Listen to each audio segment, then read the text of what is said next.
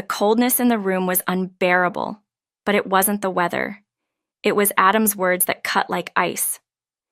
"If you know what's good for you, Jessica, you'll do as you're told," Adam sneered, the ugly smirk plastered on his face making my skin crawl. My mother-in-law, Olivia, sat next to him, a matching cruel grin on her lips. I took a deep breath, trying not to show how their words affected me. I'd already decided they weren't going to get the best of me anymore. "I'm not your maid, Adam. I stopped being your obedient wife a month ago," I said, raising my voice a little. Their smug expressions faltered just slightly, a flicker of uncertainty flashing in their eyes. The tension escalated as I could hear voices echoing from the living room. Relatives had gathered to celebrate the completion of the new house, and it wasn't just any house. It was Adam's grand pride. He had planned this entire event as a display of power, but he had no idea what was coming. I took one more look at the sinister smirks on their faces, my heart pounding with anticipation. I knew they were in for a shock. My name is Jessica, and a year ago, I thought I'd found happiness. I was a nurse working at a busy hospital when I met Adam, a patient with a broken leg. He was charming, confident, and worked for a big company. He swept me off my feet with flowers, sweet gestures, and promises of a bright future. My father had reservations about us getting married so quickly. We had only known each other for 4 months, but I reassured him. I wanted to start my life with someone, and Adam seemed like the right person. My father reluctantly agreed, and we had a big, beautiful wedding. Looking back, I wish I'd listened to my dad's warnings. Adam's true colors began to show soon after we married. He convinced me to move in with his mother, Olivia, because he said he couldn't bear to leave her alone after his father's death. I understood what it was like to grow up with a single parent. I had lost my mother when I was young, and my father had raised me all by himself. I agreed, thinking Olivia seemed kind and supportive. But after the wedding, the real nightmare began. Olivia treated me like a servant from day one. Adam, once loving and considerate, became indifferent and cold. Whenever I tried to speak to him about Olivia's behavior, he dismissed me. "Take care of her for me," he would say. "I'm too tired for these small things." I felt like I was drowning, suffocating under the weight of their demands. Olivia would constantly enter our space, taking my belongings, even wearing my clothes without asking. When I confronted her, she brushed me off, saying, "There's no privacy in family." I realized how alone I was when Adam stopped pretending to care. "You're useless, Jessica," he told me one night after Olivia had pushed me too far. "A proper wife manages everything without complaining." His words felt like a slap to the face, but I didn't cry. Not then. Instead, I made up my mind to get out of this nightmare. I wanted a divorce, but I also wanted to make sure they paid for what they'd done. Adam's excitement over building a new house presented the perfect opportunity. I went along with it, pretending to be supportive while secretly gathering evidence of their abuse. Olivia's intrusions, Adam's insults, their cruelty. I recorded it all. I wasn't going to let them get away with this. It wasn't just about leaving. It was about making sure they understood that I wasn't weak. The housewarming party was in full swing when I put my plan into action. Relatives crowded into the living room, admiring Adam's new house. Olivia was practically glowing, proud of everything her son had accomplished.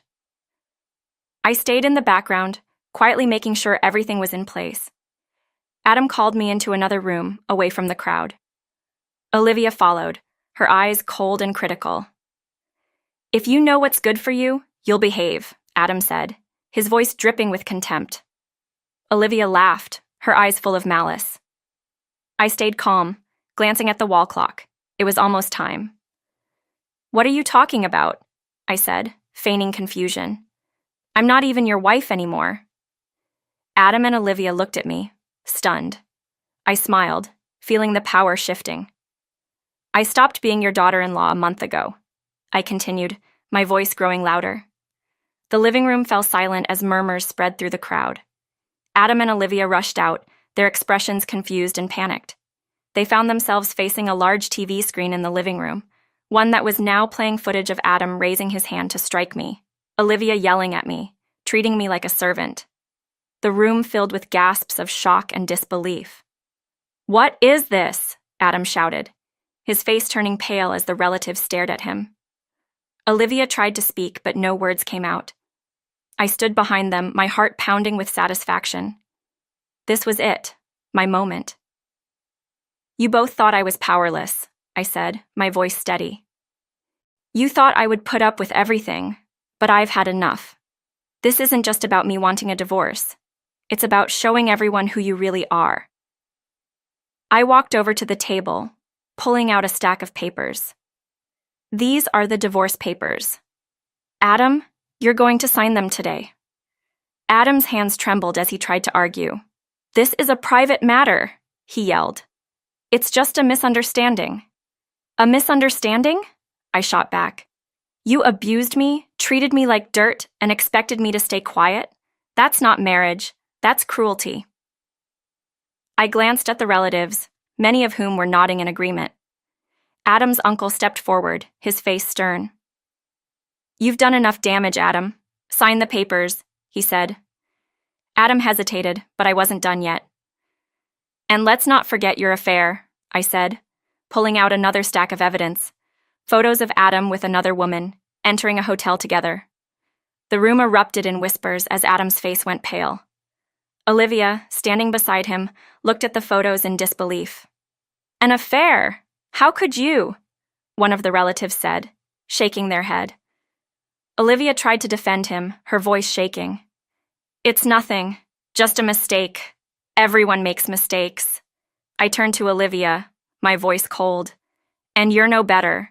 You stole from me, invaded my privacy, treated me like your maid.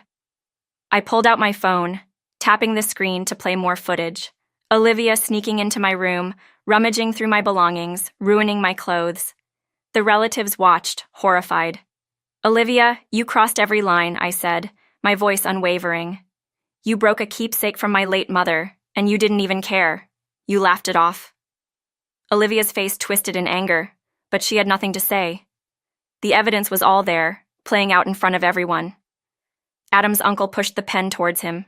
Sign the papers, Adam, he said again. Adam finally picked up the pen, his hand shaking as he signed.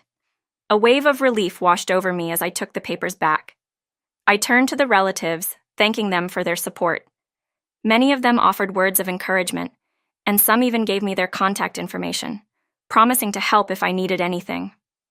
As the relatives left, Adam and Olivia remained, their faces pale and defeated. Adam tried to speak, his voice shaking. You've done something terrible, Jessica. How could you do this? I looked at him, my expression calm. This is what happens when you push someone too far. You reap what you sow, Adam. I turned to leave, but before I could step out, Adam lunged towards me, trying to grab the divorce papers. Give them to me, he shouted, his face twisted in rage. But before he could reach me, my father stepped out from behind me, grabbing Adam's arm and twisting it behind his back. If you lay a hand on my daughter again, I'll make sure you regret it, my father said, his voice cold. Adam winced in pain, his face going even paler. My father had always been my hero, and today was no different. He had rushed over as soon as I told him about my plan. He looked at Adam, his expression stern. I know everything, about the affair, about what you've done to my daughter. You're not going to get away with it.